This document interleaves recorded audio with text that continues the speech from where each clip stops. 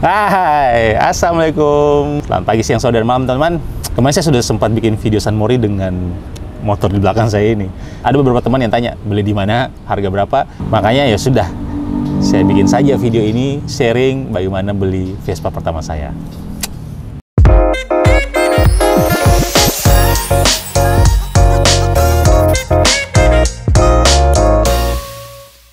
Ya teman-teman, sedikit cerita. Sebenarnya Vespa itu bukan barang yang baru ya, karena bapak itu waktu kerja ya, waktu saya SD SMP itu setiap hari pakai Vespa. Jadi kalau kemana-mana tuh diantar, dijemput tuh pakai Vespa. Sempat pengen punya Vespa di awal-awal tahun 2000-an atau di awal-awal Vespa Matic mulai keluar. Cuman masih belum berani atau masih ya belum kuat iman lah. Karena mindset punya Vespa dulu kan harus siap dengan keribetannya ya. Motornya oke, looknya oke, klasik, tapi memang yang punya Vespa tuh harus mengerti dikit-dikit mengenai mesin. Sementara saya kan nggak ngerti sama sekali dengan mesin. Nah, kesini-sini mulai lihat banyak Vespa Matic yang keluar yang baru dengan harga segitu. Misalkan beli motor Jepang, kembali lagi mindset Jepang kan, kita di Indonesia tuh mindset Jepang tuh kuat sekali. Jadi kalau dengan harga segitu kita sudah dapat motor yang cc-nya gede dengan fitur-fitur yang lengkap gitu ya, fitur dan semua serba digital. Sementara Vespa itu kan yang harga-harga high-end yang mulai digital, yang di bawah itu masih belum digital juga sebenarnya. Nah, tapi belakangan akhirnya keinginan itu tinggi sekali. Saya mulai coba mau berani beli, tapi coba cari second market ya, karena kalau baru sudah terlalu modelnya tidak klasik lagi. Ada yang klasik tapi harganya kan yang di atas ya, yang tipe-tipe atas. Tapi kalau harga-harga yang kayak Sprint, kayak Primavera tuh menurutku looknya lebih ke racing ya. Makanya saya mulai cari yang second market biar harganya juga tidak terlalu tinggi satu. Kemudian mungkin bisa dapat yang lebih klasik ya desainnya. Akhirnya mulai browsing di Instagram, nyarinya di Instagram malah.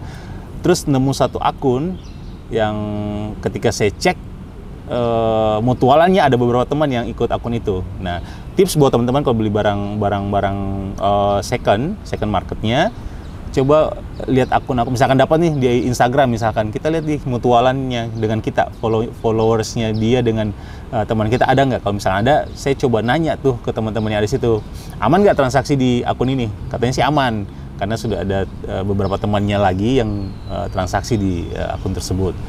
Terus kemudian semingguan itu mulai lihat bagaimana transaksinya, bagaimana kebiasaan di akun itu. Rupanya akun itu juga punya store yang besar di Jakarta. Akhirnya dari situ ya sudah ambil keputusan, oke, saya coba mau nego nih dengan tim salesnya, karena ada motor Vespa ini yang saya lihat di postingan mereka.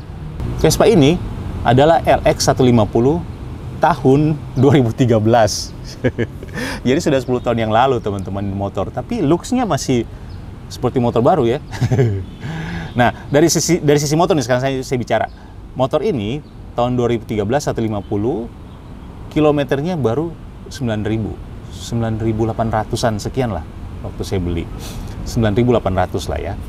Artinya 10 tahun itu motornya tuh bisa dibilang bukan pakai harian ya, bisa dibilang bukan pakai harian karena kilometernya baru 9.000. Kemudian harga yang dibuka, price list yang di situ dibuka 35 juta.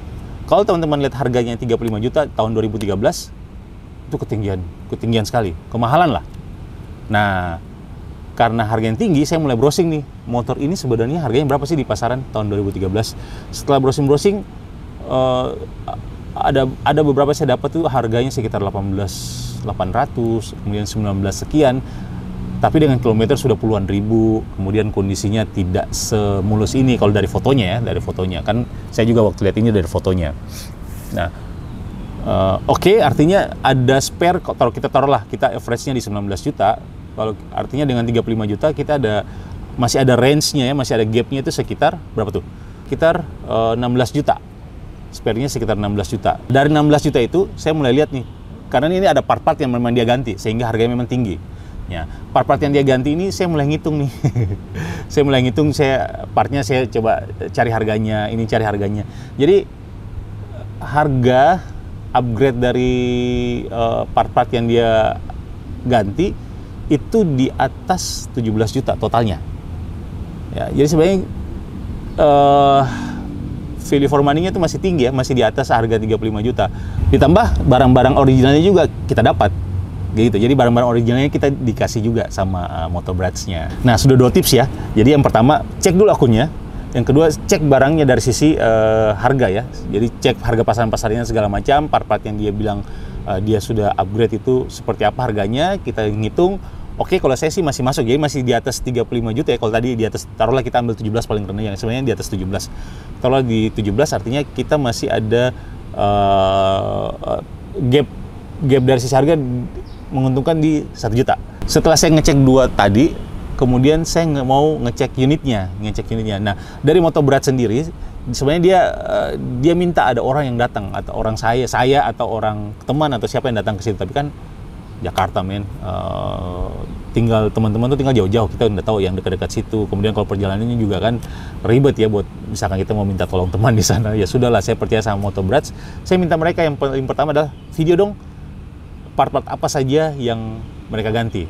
Ya, saya pengen lihat nih, betul tidak part-part yang mereka ganti itu seperti yang dicantumkan di akunnya mereka. Yang kedua, saya minta mereka videoin pada saat timnya, minta tolong timnya bawa, terus di videoin kondisi pada saat jalannya bagaimana, dan saya minta testimoni dari tim yang bawanya. Jadi minta testimoni jujur lah. Memang dari awal saya bilang, Mas, saya di Makassar nih, jauh tidak ada orang, minta maaf kalau saya ribet ya. Saya bilang dari awal memang gitu. Makanya mereka melayani juga kayaknya oke deh.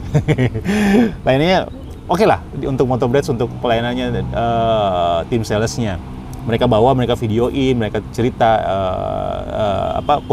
perasaan mereka pada saat bawa ya, kondisi motor pada saat bawanya gimana, segala macam mereka cerita, terus mereka videoin, terus menurut saya oke, segala macam oke. Itu yang ketiga. Masuk yang tahap keempat adalah tahap nego harga. Nah, ini seru nih. Jujur saya orang yang tidak tahu nego harga ya, tidak bisa nego lah ceritanya. Nah, saya minta mereka nih, mereka penawarannya seperti apa. Penawaran pertama yang mereka berikan adalah mereka kasih free ongkir dari Jakarta ke Makassar. Kalau ngecek harga pengiriman itu 1,5 juta. 1,5 juta. Nah, kendala yang berikutnya dari sisi saya, itu penawarannya oke, tapi dari sisi saya melihat ini kan motor tahun 2013 ya. Kalau ini kan 2023, artinya masuk tahun untuk ganti STNK ya. Jadi harus diganti. Sebenarnya itu kan pengurusan, karena nopolnya B Jakarta, pengurusannya harus Jakarta.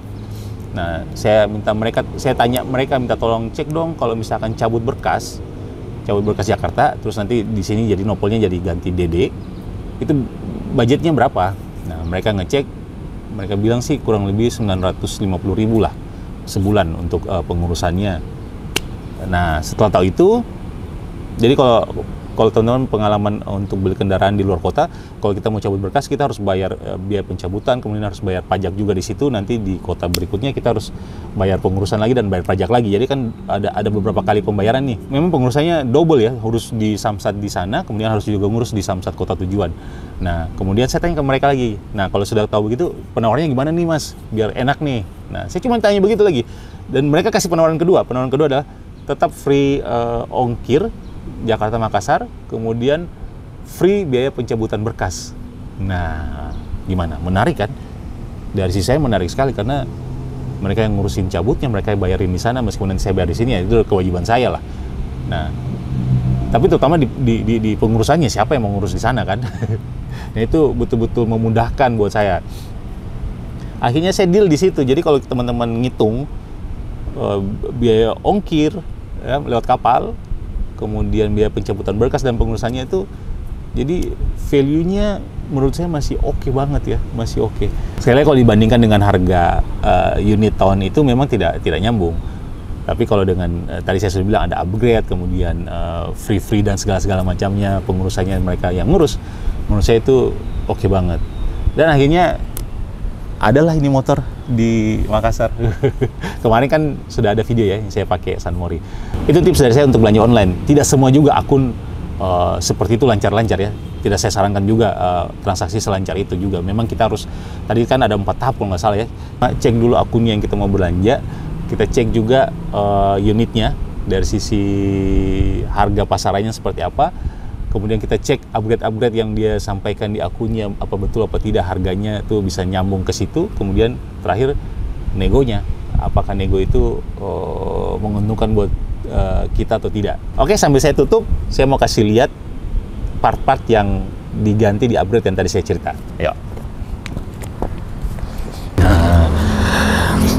Yang pertama dari atas ya, ini flash screen original equipmentnya Vespa, kemudian spionnya, kemudian handbrake-nya dari Optimistic, hand grip-nya dari Zelioni, terus bar end-nya juga Zelioni, kemudian covernya Vespa original.